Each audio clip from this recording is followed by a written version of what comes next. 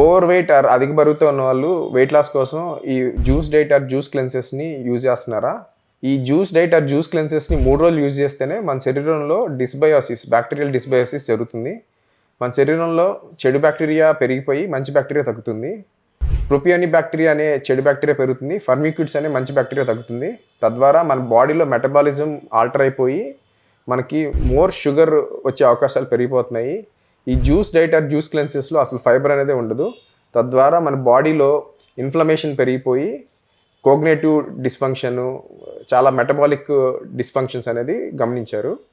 ఈ జ్యూస్ డైట్ని ఎక్కువ కాలం కనుక యూజ్ చేస్తే మనకి తాత్కాలికంగా వెయిట్ లాస్ అవుతారు, కానీ ఆ వెయిట్ లాస్ అనేది సస్టైన్ అనేది జరగదు. దీంట్లో మనకు కావాల్సినంత ప్రోటీన్, మంచి ఫ్యాట్స్, విటమిన్స్ తక్కువ ఉండడం వల్ల వాళ్ళకి మాల్ అబ్జార్ప్షన్, కొన్ని విటమిన్ డెఫిషియన్సీ లోపాలు వచ్చే అవకాశాలు ఉన్నాయి.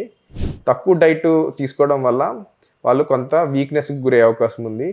ఎక్కువ జ్యూసెస్ తాగడం వల్ల వాటిలో ఆక్సిలేట్ కంటెంట్ ఎక్కువ ఉండడం వల్ల వాళ్ళకి కిడ్నీలో స్టోన్స్ మొదలైన ప్రాబ్లమ్స్ వచ్చే అవకాశాలు ఉన్నాయి. సో ఈ జ్యూస్ డైట్ ఆర్ జ్యూస్ క్లెన్సింగ్ని లాంగ్ టర్మ్గా యూజ్ చేయడం వల్ల శరీరానికి మంచి కంటే చెడు జరిగే అవకాశం ఎక్కువగా ఉంది. సో ఇలాంటి ఫ్యాట్ డైట్స్ని ఎక్కువగా ఫాలో అవద్దు.